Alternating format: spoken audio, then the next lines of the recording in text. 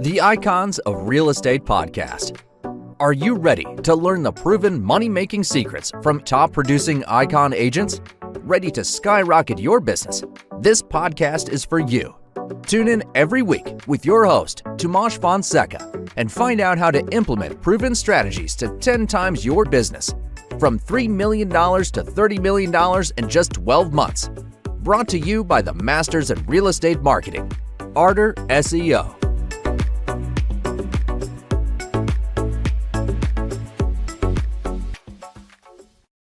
Welcome to Icons of Real Estate. I'm your host, Tomas Grilo, and today we're excited to welcome Danielle Paluscio, a top realtor in Arizona with over 2 decades of experience. Danielle's expertise and dedication to her clients have made her a standout in the industry. Tune in as we explore her journey and glean insights from her remarkable career. Welcome, Danielle. Hi, thank you so much for having me today. Yeah, it's amazing to have you. So here in Icons, we love stories. So can you tell us your journey and spare no details? Okay. How far back do you want me to go? I'll go to the beginning of real estate. How's that? Yeah, that's amazing. I actually had a previous career. I was a video editor. I've won 3 Emmys. So it was a very good career. But I wanted to start a family, and my husband and I were thinking, hey, we can't continue on that path because I had a lot of travel. We both loved real estate, and he's in construction, and we invested in real estate because we're both independent people working. We don't work for a corporation. We didn't, so we have no 401k for our retirement. So real estate was going to be our means for retirement. And then his brother-in-law got his real estate license, and we were forced to use him for family obligations. Unfortunately, he wasn't that great. So my husband said to me, hey, this might be a career for you eventually, but why don't you go get your real estate license? And then we can buy our own real estate and look into things and do our own research, and it'll be better. So that's kind of how I fell into real estate. And then I had my son. As I had my son, the first market boom was starting to happen. I had friends that were like, oh, you're a realtor now? Oh, can you do my transaction? Can you do my transaction? And I was showing houses to family, friends, and other friends with my son on my arm in his little bassinet. And they were fine with it. I was shocked because for me, I'm a very professional person. And I was like, I can't imagine doing that. But they're like, no, we want you. We want you, because they know I'm very diligent. I'm very research oriented, data driven. So that's how it started out. And it started to blossom from there. And I did more for more people. And as I met more people and expanded my sphere, more and more people found out what I did, and the business just organically grew from there. Then I started, once my son was in school, and I decided to go, all right, now I'm going to make this a serious career. That's when I started implementing a lot of different things and going to masterminds and finding out more on how to really develop the business and grow. So once I did that, I learned once my time was 14 hours a day, 7 days a week, and not having very much fun with my family, I hired an assistant. And that year my business doubled because she took off all the grind work. I had a little bit of a better life, and I was able to do much more business. And then slowly, as things evolved, I started a team, and then I just recently got a VA, but I have a transaction coordinator. Now it's me, my transaction coordinator, my assistant, and a VA. And I have showing agents that I use, buyer's agents, and it just helps me continue to do the business as much as I can. You have to fill in all the gaps for the things that you don't have time for anymore. Wow. What an amazing journey. You've been having so far, because you're still you're still missing a few years for sure of you on the top quality. Starting our episode, can you share some strategies for becoming an expert in the real estate industry, particularly in terms of mastering your trade as a buildings and land professional? Yeah. So one of the things that I find really funny is many people enter the real estate business and they really don't understand what real estate is. So when you're a professional realtor, You're supposed to be an expert in buildings and land. A lot of people think it's just about selling houses. That's not really what it's about. It's about people come to you because not only do you have to have contractual experience and know how to write contracts. Well, in my state, you do. In other states, they use attorneys. But in my state, you have to have contractual experience, but also you have to know all about buildings and land, about water and the type of soil that it is, if it's just land. What about the different variances that the different cities have? When it comes to a home, which most of us are residential realtors, you have to know the products. What kind of countertops are they? What's the positives and negatives of that type of countertop? What kind of wood is it, the cabinets made of? What type of flooring? Flooring is so huge. When there's so many different types of flooring, you have stone and you have vinyl and you have laminate and you have many different things and different aspects. You need to know all that because when you walk in a house and you're showing a house with someone, they're going to say, oh, well, what kind of flooring is that? And if you don't know what that is, like, how can you help them? They're going to be like, well, this person doesn't know anything about houses. And the durability of the materials as well, yeah. Yeah, the durability, right. I mean, some people don't know if you have a laminate countertop, you can't put anything hot on there, it'll ruin it. Same thing with wood laminate floors like Pergo. You put too much water on there, you ruin the floor. Wow. So there's durability issues with some of those things. That's why sometimes it's better to have stone or tile on the floor. It's much, much more durable. And vinyls come into play now where vinyl is nice and water resistant, plus it's softer. So if you drop something on there, it doesn't smash like if you have a tile floor. So there's positives and negatives to all the different types of floorings. You have to be able to express that to your clients. And then I've been to probably 350 inspections in my lifetime. So when you go to inspections, you learn so much from the inspectors.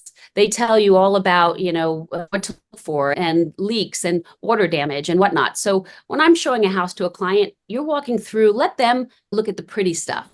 You have to look at all the other stuff and let them know, hey, this could potentially come up in the inspection. Hey, this house was built in 1990.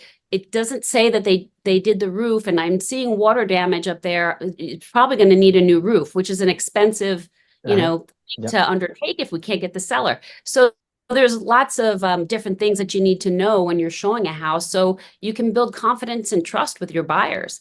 Same with your sellers. I walk through a seller's house and before I list it, I look all over the place and I'm like, hey, it's the maintenance on this. Did you ever do the roof? I keep referring to roof because roof is the almighty deal breaker. Yeah, with the humidity, I know. Yeah. We ask all those questions so everyone is prepared for what's going to come up in the inspection because the goal is to get through the inspection and have the deal finish.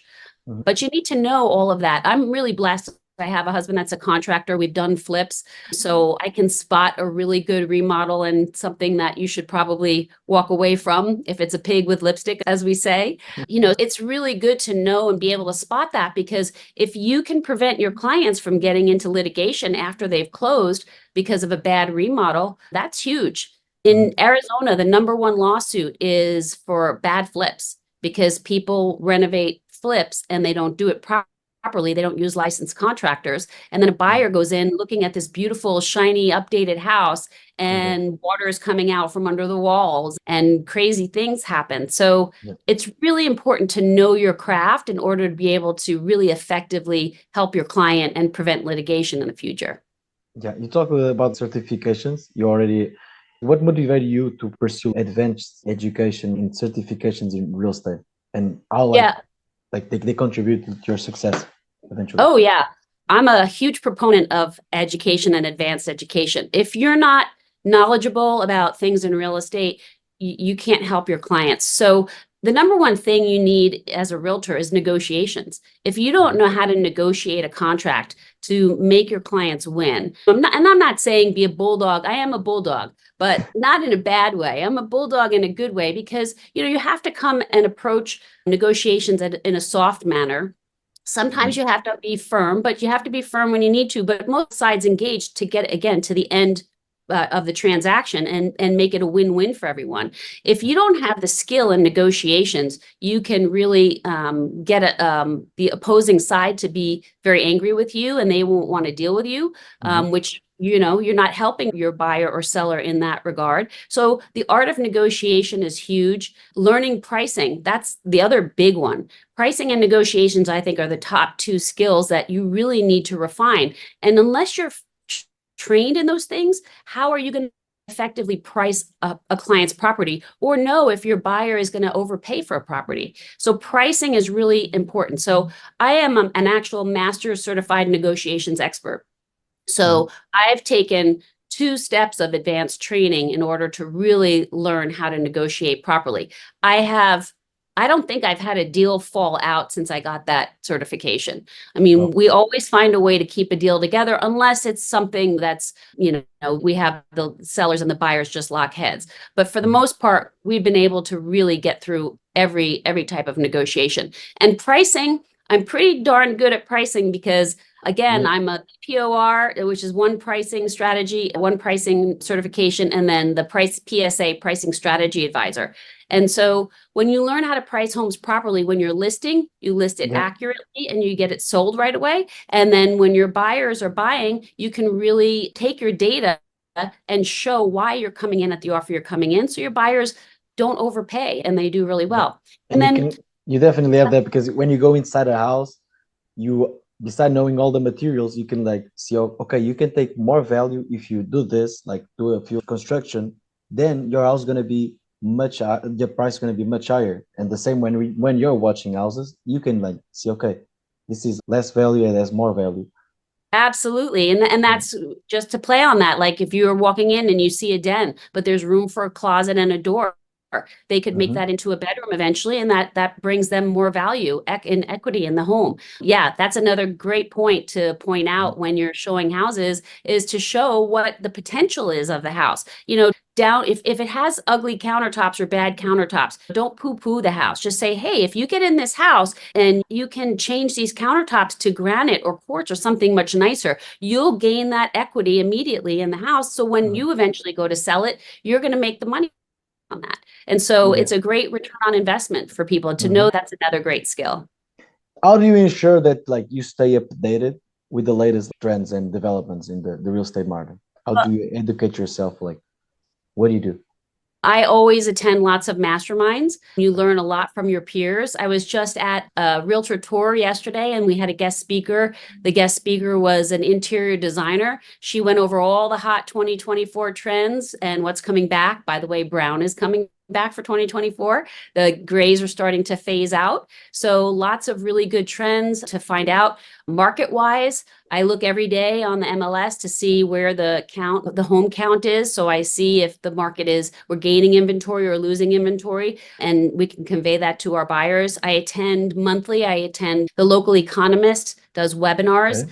And they let us know all about what's happening, what the trends are happening with sellers and buyers. Is it stalling? Are we in a buyer's market, seller's market? Where are we headed? So staying on top of using your local resources, realtor tours, meetings, masterminds, that's all great. Also, your brokerage can provide a lot of great resources too. State meetings are really good also. Amazing. If our listeners are going to like be thankful to you, like what an amazing different ways to get educated.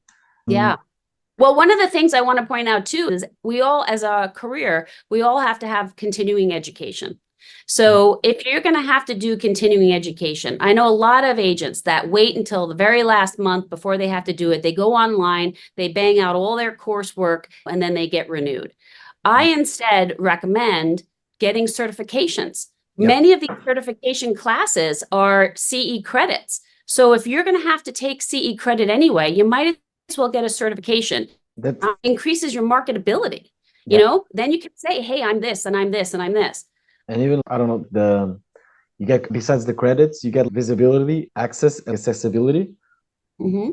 And that was one of my questions. Could you elaborate the importance of not being a secret agent in the real estate business?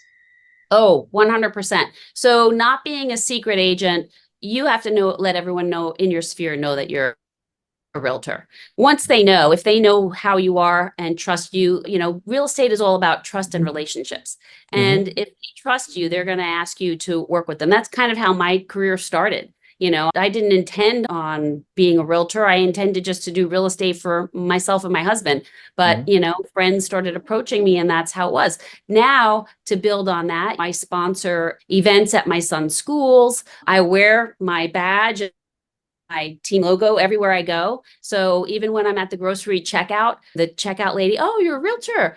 Well, how's the market? And I've actually picked up clients. A couple of cashiers have become my clients from Nice. grocery stores. So that's a great way. Also, anytime you have a win, if you're a new agent, anytime you have a win, or if you're out looking at homes, you want to post that. The beauty is now you guys have social media. When I started 20 years Hmm. ago, we didn't have any of that. Yeah. But now you can let everybody know, and everyone can following you and see what you're doing. I had a young gentleman on my team.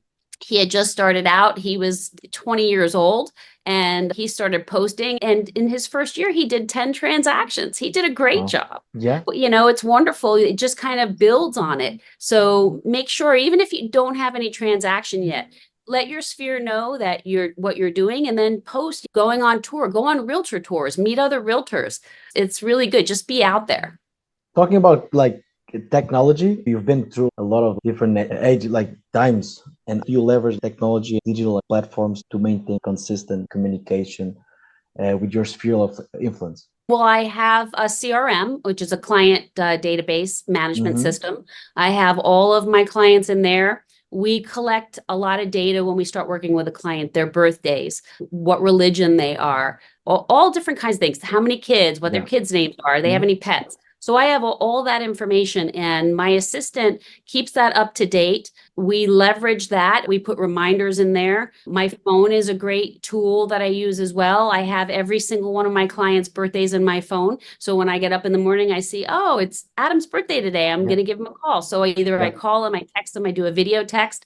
You have to stay in contact with your clients, and technology is great because you can easily just pick up your phone and do, hey, happy birthday. I'm so glad that you were born today. You're such a Yeah. wonderful person, and have Hmm. a great day today. Just getting that from me just touches base with them, and it Those, keeps that relationship going. those details really matter. Like in the end of the day, they're gonna remember, wow, this person, they lost a little bit of their time just to call me and like give me, you're an awesome person. Thank you for being here. And Exactly. we deal with clients, and clients, they become almost friends because we spend so much time with them. So these little details, like it helps the relationship, and it shows like transparency, and it's amazing. That's a really good way. I've had a couple of clients call me after a transaction was over a few weeks later, and they're like, I'm having Danielle withdrawals because we haven't talked. We used to talk every day, multiple times a day, and I haven't talked to you in like 2 weeks. Yeah, believe so. Can you share us a memorable, like any memorable experience where you're staying top of mind with your experience as a result of insignificant opportunities or referrals? I stay top of mind with my clients all the time. So we mail things out at least every other month to our client sphere. That's just what we do. We send little things out, like I even pulled a couple of things. We send these little pop buys out. This was just a highlighter, and it Wow. just says, you and your referrals are the highlight of our business. Wow. So we do stuff like that for Mother's we did, we have you filed under awesome client. It was just a beautiful purse nail file in a case. We send things to the dads. We send lots of fun, different things. We've sent out, we always do a little fun slogan with it. Every time, I usually wind up sending 150 to 180 mailers out every other month. And Wow. every month I get at least one referral from that. The one referral has more than paid for the entire mailing. Plus, it keeps top of the mind awareness. So my clients, I don't think a week has gone by in many years where I haven't gotten at least a referral a week from my sphere. And that's because we always stay in touch with our clients. Everybody gets birthday cards. We touch base just ran. If I haven't talked to somebody in a while, just pick up the phone. Hey, how are you? I haven't talked to you in forever. What's going on in your world? I find out about if they're having a baby, and I send a baby gift. You just have to, like you said before, they're friends and family, and you Mhm. have to just keep those relationships going. And is top of mind awareness with your sphere and all of your clients, they're definitely going to be referring you, because if somebody says, oh, I'm looking for a house. Oh, you need to use Danielle. She's the best. That's a majority of my business. It's all referral. Then listening to you, I get the sense that you're all over the place every time. I So am. I am. with this said, like how do you balance staying top of mind with your sphere while also effectively manage your time and resources? Because So having an assistant and a yeah. VA Hmm. is game changer. game changer. So basically I'll go over my assistant. I'll tell her, okay, for like right now, she's working on Mother's Day. Mother's Day is coming up. What are we going to send? Find me a few things that are good ideas. I want something nice for the mom pampering. We've sent candles. We've sent nail files. We've sent facial masks. We've sent shower bombs. We've done a lot of different things. She's looking for that. She's going to find a few things and then we'll pick something. Then she'll work on a nice little slogan. She'll work with my VA creating the tag. So she's taking care of all of that stuff. And then she has the database who to send it to. I just approve everything. Yeah. She's Amazing. handling all of that's going on. My VA is taking care of all my social media. So she's posting in Facebook, Instagram, LinkedIn, and all of that. So she's handling all of that. So those two are doing all of my back end work, which is huge. My transaction coordinator handles all of my paperwork, all of my listings, all of my everything, and my scheduling for my buyers. And then I am free to be with my clients and stay in communication with them and meet new clients. Wow. Wow. That's a really good organization that you have going. And looking ahead, like how do you plan to further enhance your visibility and engagement within your sphere of influence and in the evolving real estate landscape? Well, the plan is I really would like to do more video. And I've been saying this for years. I haven't carved out, I have to carve out the time to do the video, but the interpersonal communication is so much more effective for me than I know video will be as well. And I need to get there, but I just love the interpersonal. I love taking my clients out to lunch. I took a client out to lunch for her birthday, and as it turned out, she was getting divorced. So I wound up listing her house and she's buying another house. I mean, it was just, I don't know. I probably would have gotten her business anyway, but the timing just happened to work that I was taking her out to lunch and she just figured out they were getting divorced. You find out things that are going on in your clients' lives when you meet with them for a coffee or for lunch. So I love doing that stuff. And I need to really carve out some time to do more video. And that's my next step is to do more video. So yeah, definitely. I find that like it has already results. So yeah, definitely. We're almost at the end of the episode. And in this final part, the end of like this final part, I like to make 3 questions. One about the past, one about the future, and one fun question. Looking back at your journey, what do you consider like the most like valuable like lesson you've learned about like thriving in the real estate industry amidst like challenge and growth? I think the best thing to do is to have either an assistant or a transaction coordinator. If you can't afford an assistant, then a transaction coordinator is so great to free up some of your time so you can do more of the marketing of yourself and the interpersonal sphere thing. That was the biggest challenge, was balancing all the paperwork and everything once I started to really get busy. So once you start to get busy, right out the gate, have a transaction coordinator. They get paid for the transaction, and it's no money out of your pocket. When you can have an assistant, then you can afford to have an assistant start part-time and then move on from there. That, I think, is the best advice I would give myself. Looking back, I would have done it a lot sooner. Yeah. And where do you go? Yeah, so. Go ahead. What was the next part? I was going to ask you, what are your goals? Where do you go from here? My goal, I would like to have a small team. My son is actually graduating and getting his real estate license. So he is super, super organized. And I think he's going to help me refine some of my systems so that I can step back and do a little bit more coaching and let him do more of the real estate and then grow our team. That's our next step. Yeah, step by step, you're going there. And we got one last fun question for you. And Icons of Real Estate is the #1 real estate podcast network and is passionate about making podcasting accessible. Danielle, if you had your own podcast, what would you call it? I have no idea.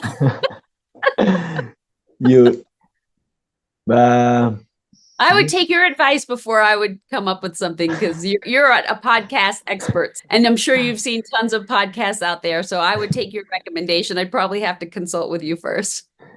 Definitely. Okay. That's a good answer as well. How can our audience reach you? You can reach me via email. I have a Facebook page. We have our team Facebook page. I have a personal Facebook page. Online presence is huge. you can just find out my phone number and my email, 602-377-0700 or Danielle@azpremiergroup.com. Thank you. As we wrap up our conversation with Danielle Paluscio, I want to extend a sincere thank you for sharing your expertise with us today.